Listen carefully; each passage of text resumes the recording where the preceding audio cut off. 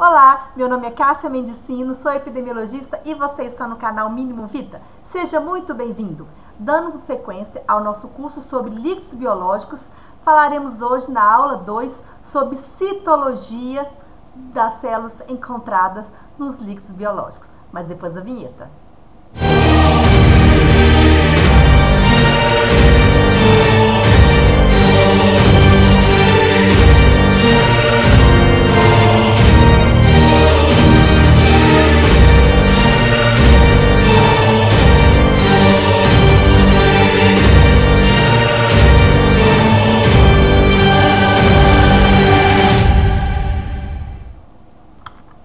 Bom, vamos lá, gente. Líquidos biológicos, citologia.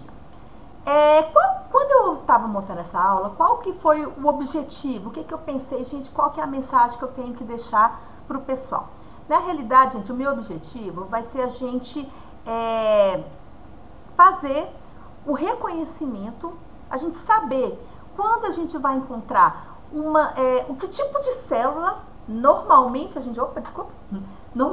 a gente pode encontrar nos líquidos biológicos, saber aquilo que vale a pena colocar no laudo, na citologia descritiva, e aquilo que, se a gente colocar, a gente vai complicar a vida do médico. E saber também, aquilo ali que eu estou descrevendo, por que eu estou descrevendo? Qual que é a importância daquilo ali? Não escrever uma coisa simplesmente porque você está vendo e não saber o significado daquilo ali que você está vendo, né? E outra coisa também, gente, o objetivo nosso aqui não é que ninguém saia um citopatologista, sabendo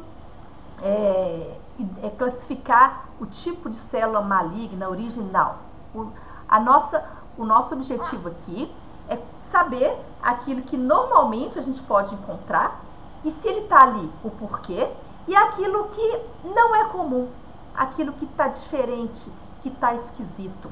E relatar para o médico, alertá-lo para que procure, obviamente, outras, para se investigue mais a fundo o porquê daquela coisa diferente, daquela coisa estranha, que normalmente a gente não encontra. Então, vamos lá? Bom, antes da gente falar, deixa eu vir aqui, peraí, estou esquecendo alguma coisa. Não? Bom, antes da gente falar exatamente sobre as células em si, né? Primeiro a gente tem que conhecer, tem que entender de onde que é originado os líquidos biológicos. Então, na realidade, vamos corrigir aqui, né? Porque líquido biológico, líquidos cavitários, é muito amplo, é muito comum, na realidade, líquido biológico, né? Líquidos intracavitários é qualquer líquido que está em qualquer cavidade do organismo. Só que aqui a gente vai falar o seguinte, células encontradas nos líquidos cavitários de órgãos em movimento. Então é bom deixar isso bem claro. O porquê que vamos pegar o exemplo aqui da cavidade pleural, que é no pulmão, para a gente poder entender isso e estender isso para todas as outras situações. Então, por exemplo, olha só, se a gente tem um pulmão, o pulmão é um órgão que está em constantemente movimento pelo processo respiratório. Então, o pulmão, basicamente, ele é revestido de duas membranas, que a gente chama de pleura. A pleura visceral, ela recobre internamente, ela recobre o pulmão, ela está em contato direto com o pulmão. E a pleura parietal é a segunda pleura que está em contato direto com a cavidade torácica. Então, basicamente, são duas pleuras que revestem o pulmão. Essas pleuras, né, pleura devido ao pulmão, mas o nome geral dela seria o mesotélio, tá? Esse tipo de tecido chama-se mesotélio. Então, essas duas membranas, elas ficam, devido ao movimento do pulmão, elas ficam em constante, ela fica deslizando uma sobre a outra. Então, é necessário que a gente tenha um líquido entre elas para formar como se fosse um lubrificante, enquanto elas fazem o movimento de respiração. Esse líquido é o que a gente chama de líquidos cavitários, que são os líquidos que a gente vai tratar aqui. Então, então aqui, né, aqui seria, né, seria um esqueminha a nível microscópico, né, que é o macroscópio, só para a gente poder entender. Então, aqui a gente tem uma pleura, no caso a pleura parietal. Aqui nós temos a parede torácica e aqui nós temos a pleura visceral. E aqui nós temos os alvéolos pulmonares. Então, olha só, as pleuras elas têm os vasos, né? Então, vou imaginar o vaso, né, vindo para cá, o corte, né, transversal, os vasos sanguíneos e aqui os vasos linfáticos. Os vasos linfáticos embocam diretamente sobre a pleura, sobre esse espaço pleural, né? Vamos dizer assim, né? Esse espaço que a gente falou que chama, essas membranas, a gente falou que recebe o nome geral de mesotélio, elas são revestidas por células mesoteliais. Alguém já deve ter ouvido falar nesse nome, células mesoteliais, que o povo, todo mundo morre de medo, e elas nada mais são do que células que revestem o espaço intracavitário, no caso do pulmão, espaço pleural. Ok? Bom, então a gente normalmente tem esse líquido que ele fica, a função dele seria lubrificar para poder que o mesotélio consiga deslizar. Vamos supor, por algum motivo, há um acúmulo desse líquido, começa a aumentar muito a quantidade desse líquido. E isso vai fazer com que a pessoa, no caso do pulmão, tenha dificuldade para respirar. Então, esse líquido, será necessário a drenagem desse líquido. E, ao drenar esse líquido, o médico encaminha parte desse material para o laboratório para a gente poder examinar e ele poder entender o porquê que houve esse aumento desse líquido na cavidade. Então, basicamente, a gente tem um motivo que seria diferença de pressão, a pressão da cavidade interna com a pressão externa. Por algum motivo, essa pressão vai ser maior do lado externo, então a pressão maior vai empurrar líquido, vai empurrar plasma, vai empurrar linfa para dentro da cavidade, então vai haver um acúmulo. Então, nesse caso, um dos motivos seria a diferença hidrostática de pressões, então a pressão maior do lado externo vai fazer com que haja líquido entrando para a cavidade, já vai haver o acúmulo desse líquido. Então, esse líquido, por essa diferença de pressão, por vários motivos, sei lá, o paciente está com problema renal, então pode haver esse aumento de pressão, pode entrar líquido na cavidade. Então, esse líquido a gente chama de transsudato, tá? Transsudato. Outro motivo também que pode levar ao acúmulo de líquido, por exemplo, um processo infeccioso. Tem bactéria na cavidade, né, que veio, sei lá, de uma pneumonia, né, entrou bactéria aqui dentro. Então, o que pode acontecer? O sangue vai mandar leucócitos para defender, não é? Então, vai haver um acúmulo de células aqui, vai haver um acúmulo de células, um acúmulo para nos defender. Vai haver um processo inflamatório ali, vai haver um processo infeccioso, vai haver dano tecidual. Então, o que vai acontecer? Vai descamar, células vão... Então, esse acúmulo, ele é o que a gente chama de exudato. Então, quando a gente tem um acúmulo de líquido pleural, de líquidos cavitários, devido a um processo infeccioso, inflamatório, autoimune, nós falamos de exudato. Bom, então, deixa eu ver se eu esqueci alguma coisa aqui. Não, acho que não. Então, aí a gente já consegue imaginar o que a gente pode encontrar. Então, quando chega um líquido, vamos supor, um líquido pleural, né? Quando a gente está falando de líquido, chega um líquido pleural límpido, a gente já pode pensar, epa, o paciente deve estar... Até o próprio médico, quando aspira, vê aquele líquido límpido, ele já pensa, epa, isso aí deve ser algum problema hidrostático, de pressão, não tem tanta célula ali, não vai encontrar muita coisa, tá? Mas, de qualquer forma, vai haver células ali, vai haver descamação de célula do endotélio, então mesotélio, então pode cair célula mesotelial também na cavidade, elas podem vir junto e a gente encontrá-las, então, mas é pouca célula, né? De modo que quando você tem um processo inflamatório, infeccioso, vai haver maior dano tecidual. Então, a gente vai haver maior descamação, a gente vai encontrar mais células, a gente vai encontrar mais células, mais leucócitos. Então, só por aí a gente já consegue entender que tipo de célula a gente vai encontrar. Aí vai mais ou menos imaginar o que pode estar acontecendo ali para o paciente ter esse acúmulo de líquido. Ok, eu acho que está tudo certinho. Bom, o que mais? A gente também pode ter, vamos voltar aqui, cavidade abdominal, também o intestino, movimento o tempo todo. Então, precisa de ter o mesotélio para cobrir tanto o intestino quanto a cavidade abdominal.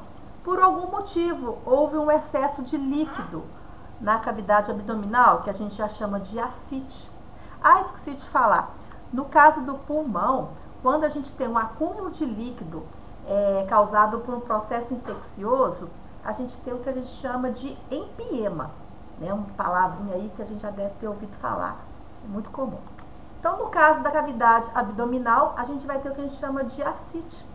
Então, esse líquido precisa ser drenado, olha só, e assim, muitas vezes dá muito líquido mesmo, tá? Mas às vezes o médico tira litros de líquido. Então, uma parte desse líquido vai ser levado ao laboratório para a gente poder dar os resultados e ele pensar se aquilo ali é um processo de transudato, de exudato e tomar as medidas necessárias. Outro líquido que a gente pode chegar no laboratório, líquido sinovial. Olha aí, a cavidade entre as articulações.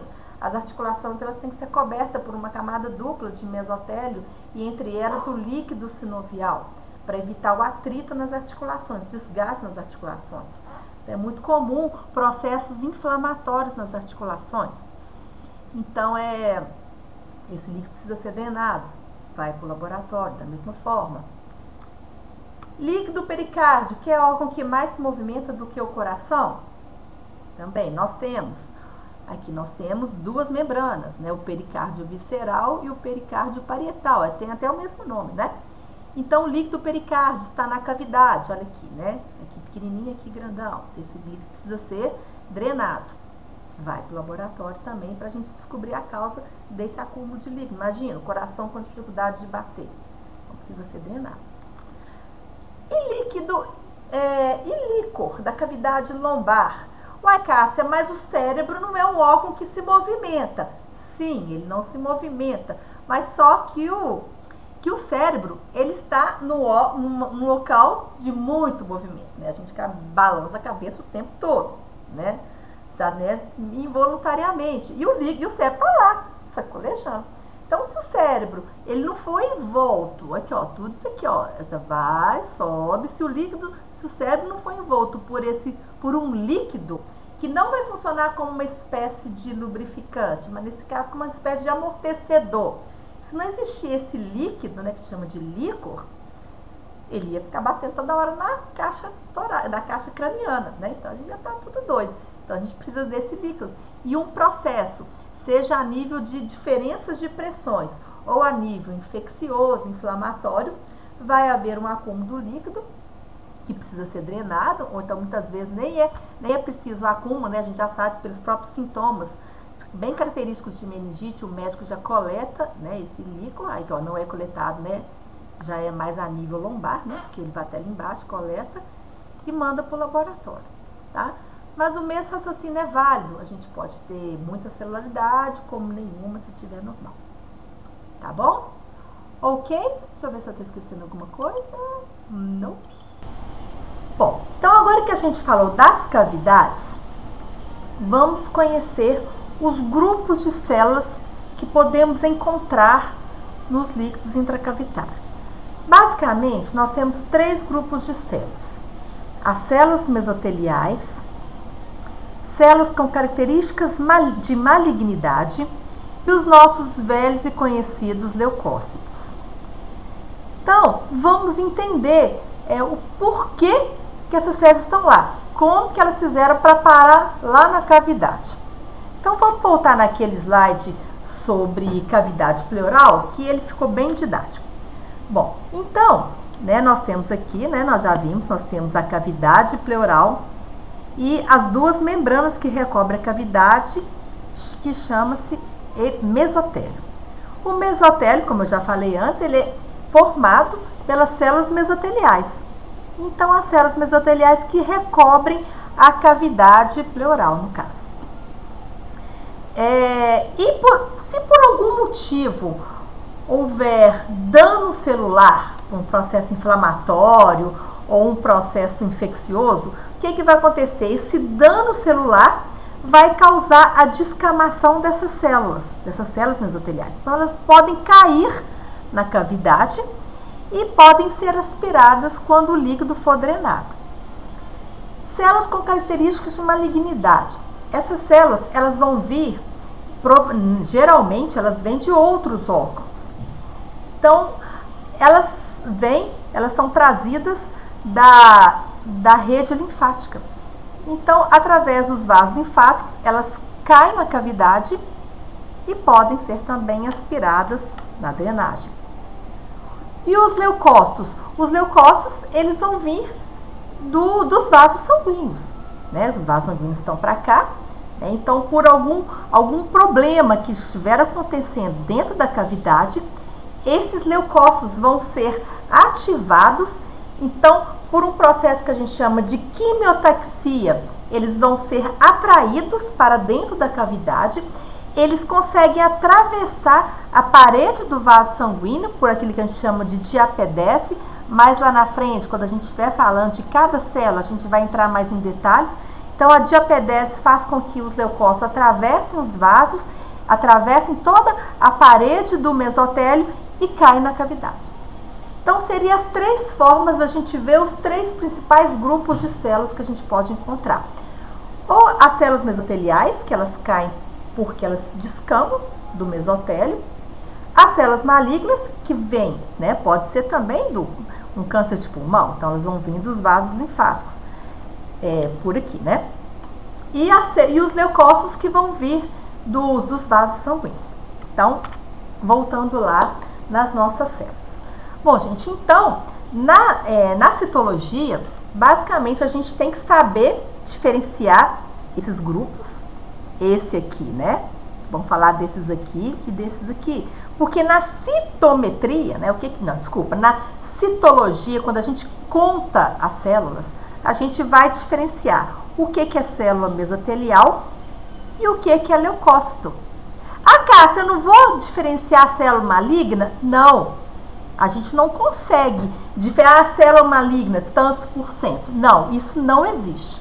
Então, o que a gente coloca lá nas porcentagens, né, na frequência de cada tipo celular, com seus leucócitos e as células mesoteliais, que são as que geralmente a gente encontra, em maior ou menor quantidade, mas é que a gente encontra. E que são geralmente as que a gente encontra mesmo, porque célula maligna, gente, a gente normalmente, claro que depende do hospital, do tipo de paciente que mais é atendido naquele hospital, mas as células de malignidade a gente não encontra. Mas só que no nosso curso aqui, como a gente falou, como falei desde o início, e vale a pena repetir, o nosso curso aqui, ele não tem o objetivo de ensinar como classificar célula de malignidade, saber que aquela célula veio de tal tecido, ela tem tal origem. Não, isso aqui não é o nosso objetivo. Mas a gente tem que saber diferenciar o que é uma célula que normalmente é encontrada. Então, a palavra normal é meio esquisita aqui, porque o próprio derrame em si já não é uma coisa normal, né? Mas uma vez que o derrame está lá, que tipo de célula a gente geralmente encontra que é comum nos derrames, daquela que não é comum, no caso das células malignas. Então, quando a gente estiver falando especificamente de célula maligna, a gente vai ver os tipos de características que deixa aquela célula de uma forma esquisita, de uma forma que não é muito comum encontrar, e alertar para o médico: olha, é interessante fazer mais exames histopatológicos, porque a gente viu umas células aqui com tais e tais características que não é sugestivo, né, que vale a pena investigar. Então, esse objetivo eu quero alcançar com vocês, que é saber aquilo que é normalmente encontrado nos líquidos e aquelas células que não são encontradas, que a gente tem que ligar uma luzinha no diagnóstico para o médico fazer outros exames, pedir coisas mais específicas para conseguir fechar o diagnóstico. Bom, então, agora, gente, para a gente conseguir identificar as células, para a gente conseguir enxergar o que as células querem nos mostrar, para a gente saber aquilo que é importante relatar no laudo, que vai ajudar no diagnóstico, daquilo que não é importante, daquilo que vai complicar a vida do paciente, é importantíssimo a gente ver as células lindas, como elas estão aqui, né? Abertas, com uma boa coloração, uma boa distensão, para a gente conseguir ver no interior do citoplasma, o que tem dentro do citoplasma, conseguir diferenciar bem o contorno citoplasmático, o contorno nuclear, conseguir ver a distribuição da cromatina, a forma do núcleo. Isso é muito importante. Mas a gente só vai conseguir essas lâminas bonitas do jeito que estão aqui, para a gente ter mais segurança de soltar tanto uma citologia, a porcentagem, quanto a citologia descritiva para conseguir descrever a célula, se a gente tiver uma lâmina bonita igual essas aqui, né? Então, para a gente ter essa lâmina bonita desse jeito, o que a gente vai ter que ter? A gente vai ter que ter uma citocentrífuga, que infelizmente não é qualquer laboratório que pode ter, mas não tem jeito. Para a gente fazer uma citologia segura, para a gente ter segurança no que a gente está soltando, a gente precisa de uma citocentrífuga, que é um material, um equipamento muito caro e que por isso merece todo o nosso carinho e cuidado. Bom, então como é que funciona a citocentrífuga? A citocentrífuga, né, a maioria de vocês já conhece, eu estou pensando em fazer um vídeo depois, gravando como que a gente, assim, eu trabalhando a citocentrífuga, manuseando, colocando o líquido, depois talvez eu faça esse videozinho, mas vamos ficar aqui por enquanto com o nosso slide. Então, a citocentrífuga, ela vai ter esse dispositivo aqui, né, a maioria de vocês já conhece, a gente coloca o líquido aqui, e aqui a gente coloca a lâmina, faz um sanduíche, né, que a gente fala, a lâmina e um papel de filtro. Então, qual que é a função do papel de filtro? O papel de filtro é fundamental. Não é só para apoiar a lâmina nesse dispositivo, nesse suporte. O papel de filtro, ele tem a função de adsorver a parte líquida do líquido pleural e somente deixar a parte celular prensada na lâmina. Então, quando a gente coloca o líquido aqui e encaixa na citocentrífuga e liga a citocentrífuga, a força centrípeta da citocentrífuga vai fazer com que o líquido cavitário ele seja pressionado contra o vidro da lâmina. E no mesmo tempo que ele é pressionado, o papel absorvente, ele vai absorver o papel de filtro, ele vai absorver a parte líquida. E nesse momento ali, né, da centrifugação e da força da centrifugação e a força da absorção, o que vai fazer? A célula vai abrir, ela vai distender. E quanto mais aberta, quanto mais distendida ela ficar, melhor a gente vai conseguir visualizar toda a beleza da célula, tudo que ela quer mostrar ali de importante para a gente colocar na citologia descritiva e para a gente conseguir identificar e contar direitinho, diferenciando as células. Bom, gente, então seria isso aqui, né? Então a célula ela vai ficar toda nesse furinho aqui, né? Que corresponde ao furinho do papel de filtro, né? Bom, mas para a gente ver essa célula bonita, distendida, aberta, é importante também, além do papel de filtro, da força da centrifugação, é importante também que a célula tenha espaço para distender, né? Então, por exemplo, eu quero vê-la linda, eu quero saber que isso aqui é um monócito, isso aqui é um linfócito, isso aqui é um monócito, linfócito, né?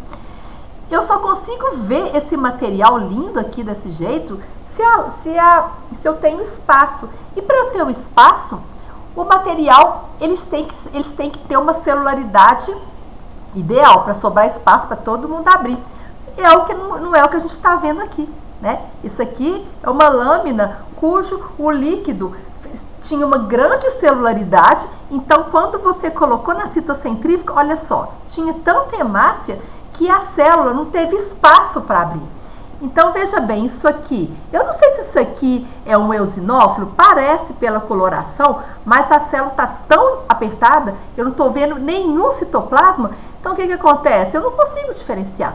Eu não sei se, por exemplo, esse aqui, ó, é um monócito, é um linfócito. Se esse aqui, por exemplo, poderia até ser um segmentado, só que eu não consigo visualizar, porque a célula não distendeu, ela ficou toda apertadinha, não consigo ver distribuição de cromatina. Então, a gente não consegue fazer uma citologia nessa lâmina. Então, antes da gente colocar o líquido, o que a gente tem que fazer? A gente tem que observar a turbidez do líquido intracavitário. Geralmente a gente considera o padrão de turbidez meio de Macfarlane, que é aquele mesmo padrão que a gente faz caldo de bactéria para fazer antibiograma. Ou então, para quem está acostumado muito a fazer antibiograma, aquela primeira aula de citometria, que eu dei aquela turbidez, né, mais ou menos, um pouquinho menos que aquela, seria uma turbidez ideal para a gente fazer, para a gente colocar o líquido e rodar a citometria. Então, mais uma vez, se a gente não tiver um cuidado, uma boa técnica para fazer essa lâmina, nós não podemos, a primeira coisa, antes de tudo, de conseguir identificar a célula, é ter uma lâmina de qualidade. Ok? Combinado? Bom, gente, então agora a gente vai estudar cada grupo celular dele especificamente. Vamos começar pelos leucócitos. Bom, então, vamos rever isso aqui. Eu acredito que a maioria de vocês já sabe, mas vamos dar uma revisão na origem dos leucócitos. Bom, então os leucócitos são as células que fazem parte do nosso sistema imunológico, são os nossos guardiões. Então, eles são formados na medula óssea, através da célula-tronco, ou célula-mãe. Ela recebe esse nome porque, dependendo do estímulo que ela recebe, e esse estímulo depende da necessidade do organismo, ela pode se transformar numa célula progenitora linfóide ou uma célula progenitora mieloide.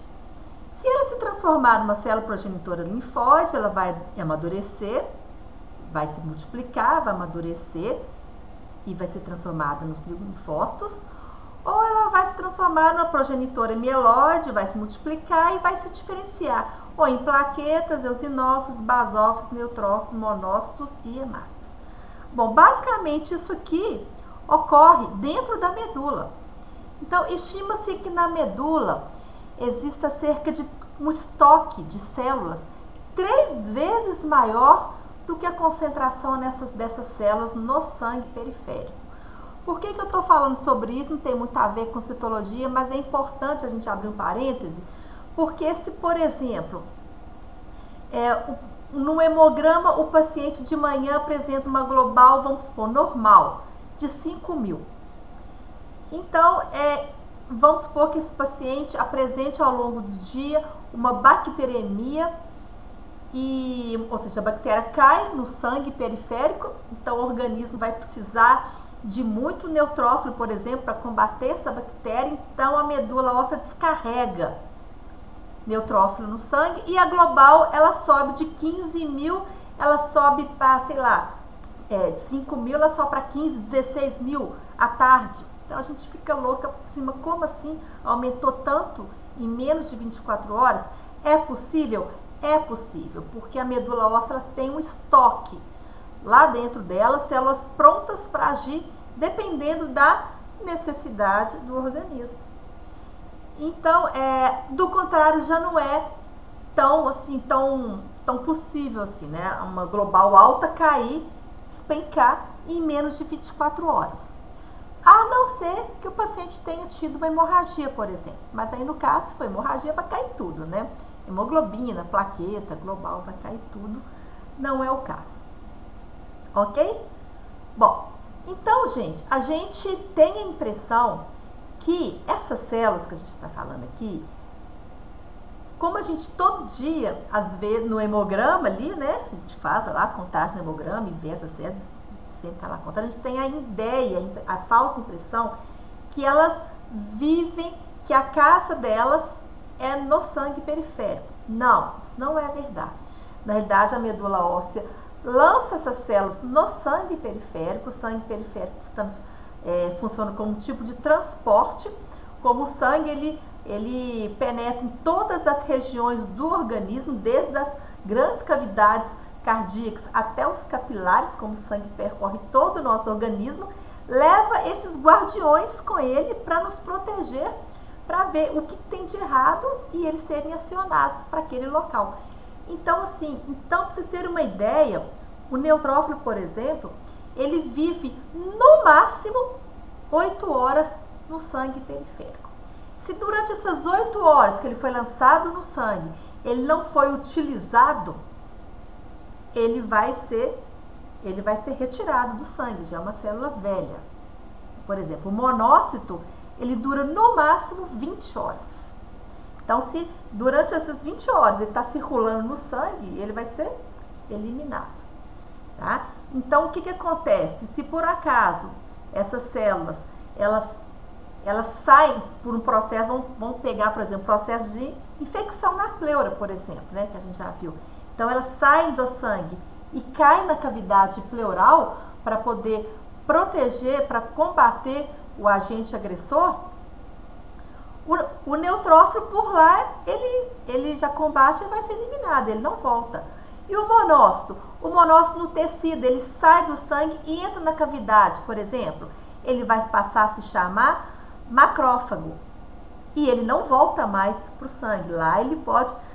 voltando aqui, então o neutrófilo ele fica na cavidade e ele pode durar na cavidade por até 5 dias. Combatendo ali, fazendo o papel dele de proteger o organismo contra as agressões externas.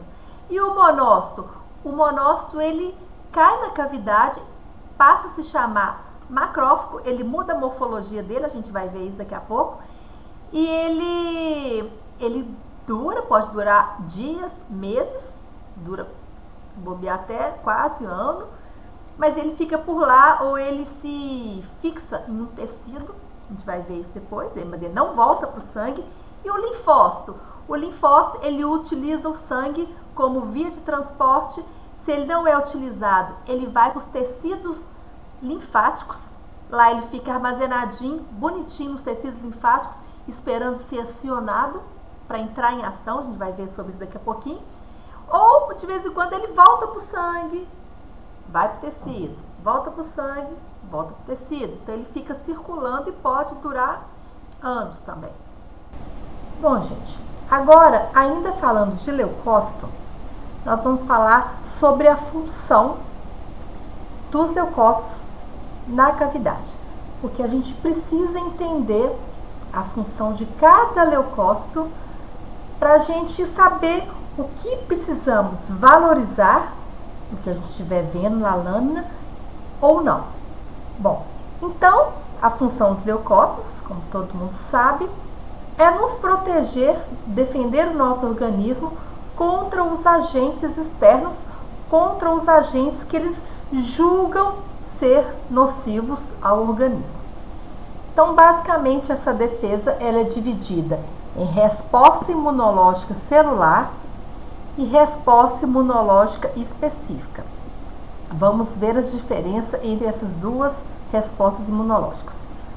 Bom, primeiro, a resposta imunológica celular, ela é uma resposta que ocorre tanto nos seres mais primitivos, seres vivos mais primitivos, quanto nos seres vivos mais evoluídos, como nós, mamíferos, por exemplo. Já a resposta imunológica específica, como o próprio nome diz, é uma resposta imunológica mais elaborada, demora mais tempo para ocorrer e ela só acontece em seres evoluídos, em seres vivos mais evoluídos, como por exemplo a nossa espécie, os mamíferos. Ok. Segunda característica, a resposta imunológica celular, quem participa dessa resposta são os neutrófilos, entre eles segmentados, eosinófilos e basófilos, e os monócitos. Já a resposta imunológica específica, quem participa são os monócitos e os linfócitos. Ok. Terceira diferença. A resposta imunológica celular, como eu falei que alguns seres mais primitivos possuem só esse tipo de defesa imunológica, ela é uma resposta mais geral, menos específica. Como que os neutrófilos e os monócitos fazem, como que eles agem? Primeiro, eles liberam lá no local que está ocorrendo a presença, né, que está ocorrendo o dano, está ocorrendo o agente externo está atuando ali sobre o organismo. Então, os neutrófilos e os monócitos, eles liberam toxinas, e essas toxinas, elas vão destruir qualquer coisa que tiver pela frente. Elas são inespecíficas, destroem tudo que está pela frente ali. E eles também comem o agente externo. Eles comem, digerem e liberam os metabólitos desse agente. Eles neutralizam o agente através ou de toxinas ou do que chama de fagocitose, que é quando eles comem esse agente externo. Já a resposta imunológica específica é uma resposta, como eu disse, mais elaborada. Os linfócitos, eles produzem anticorpos específicos. Os anticorpos, eles agem especificamente sobre o agente externo. É como se fosse um ato muito mais cirúrgico. O anticorpo não destrói o restante que está em volta, e sim ele age destruindo especificamente o agente externo. Eu não vou entrar, gente, em muitos detalhes com relação à imunologia. Não é o nosso objetivo desse curso. Nosso objetivo aqui é entender o geral, como que as células trabalham, para a gente poder relacionar isso com citologia. A gente vai falar de uma forma mais geral. Vou pegar especificamente os pontos que a gente precisa para poder entender. Bom, então voltando aqui. Então, gente, a resposta imunológica celular, ela é a primeira linha de frente do organismo para combater o agente externo. Naquele local, a primeira barreira que o agente externo encontra será os neutrófilos e os monócitos. Lembrando que, já adiantando, os monócitos, quando eles saem da circulação sanguínea e caem na cavidade, no caso a gente está falando aqui de cavidade, mas qualquer local de infecção é o mesmo mecanismo, e penetram no local da infecção, os monócitos, eles passam a se chamar macrófagos. Então, os neutrófilos e os macrófagos são a primeira linha de frente que o agente externo vai encontrar. Então, há uma guerra ali, há uma batalha ali, primeiro. E essa, como toda guerra, como toda batalha, o local também é destruído. Não há uma seleção. Então, a gente pode imaginar, por que eu estou falando isso? Porque quando você vê uma lâmina em que você vê segmentado, fagocitando, o que ele vê pela frente? Hemácia, ele fagocita. O que a hemácia tem a ver com isso? Mas ele acaba que pode fagocitar. Monócito, né? Macrófago no caso, que está no local da infecção, fagocitando, então você vai está ocorrendo uma resposta. Aquele líquido, ele foi drenado na hora que estava ocorrendo uma resposta celular, porque você vai ver macrófago e neutrófilo fagocitando indistintamente o que está ali presente na cavidade, e você também vai ver degeneração celular. A gente vai ver sinais de degeneração celular. Eu vou mostrar aqui. Então, você logo imagina que ali está ocorrendo um processo de uma resposta celular, onde há uma destruição do local. Já quando você... aí essa resposta, como eu falei, é a primeira linha de frente. Agora, a resposta imunológica específica, né, por ela ser mais elaborada e tudo mais, o linfócito tem que reconhecer o agente externo, produzir o anticorpo específico para aquele agente, então é uma resposta que demora mais para começar. Normalmente a resposta, enquanto a resposta imunológica está lá segurando as pontas, o linfócito está produzindo anticorpo. E o anticorpo ele só vai ficar em média uns 4 dias para ser liberado no local, e uma vez liberado ele vai agir sobre o agente externo. Então, por que eu estou falando isso? Você pode também pegar uma lâmina cheia de linfócito, só linfócito. Vamos imaginar, né? Lindos, maravilhosos. Você não vai haver degeneração celular, não vai haver fagocitose, você vai ver só linfócito. Então, o que você vai imaginar? Epa, a resposta imunológica já aconteceu e agora quem está trabalhando, quem está predominando ali, naquele momento, como o líquido foi drenado, vai ser a resposta específica com os linfócitos produzindo os anticorpos para atuar no agente externo. Entendido? Então, só mais uma coisa que é importante falar também. Eu falei de degeneração celular, que está relacionada com a resposta imunológica celular, que é predominante de neutrófilo e macrófilo. Só que a gente também tem uma degeneração celular por degeneração do material que ficou mal acondicionado. Então, o material que chega no laboratório não é trabalhado e ele é deixado no ambiente, a temperatura ambiente, o que vai acontecer? Vai haver uma degeneração celular por falta de condições de armazenamento, boas condições. Então, você vai ver uma degeneração celular, mas não tem nada a ver com a situação da cavidade do paciente no momento que foi drenado, e sim uma falta de acondicionamento. Então, chegou o material no laboratório, esse material tem que ser processado, a gente pede o quê? No máximo 2 horas para ser processado. Se passar disso, tem que ser acondicionado em geladeira, tá? Então, assim, no máximo 24 horas. O líquor, então só aproveitando esse gancho aqui para falar de condição de armazenamento. O líquor, todos esses líquidos, o líquor é o pior, porque o líquor, ele pode ter bactéria, a bactéria pode morrer. Então, o que é o ideal? É você separar um pote, você deixar tanto do líquor como qualquer outro, né? Qual que é o ideal? Um pote para citometria, já vamos supor que não vai fazer naquele momento, por série de razão, naquele momento o líquido não vai ser processado. Então, o que é ideal?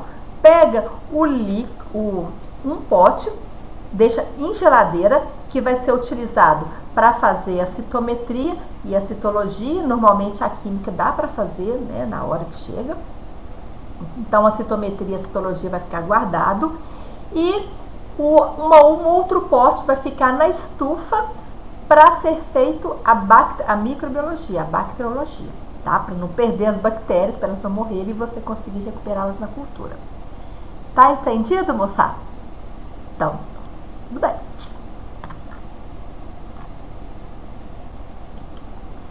Bom, gente, eu resolvi parar a aula por aqui. A gente tem mais de 30 minutos. Se eu continuar dando sequência, vocês vão ficar muito cansados, vai ficar cansativo, vocês não vão aproveitar mais, o rendimento vai ser ruim.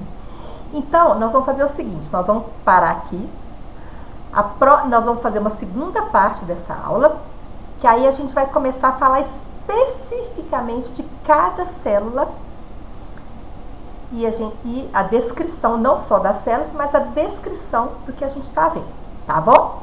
Aguenta aí, eu espero vocês para a próxima. Muito obrigada pela atenção. Por favor, se puderem, se gostou da aula, deixa um like e deixa um comentário. Abraço para vocês e até a próxima.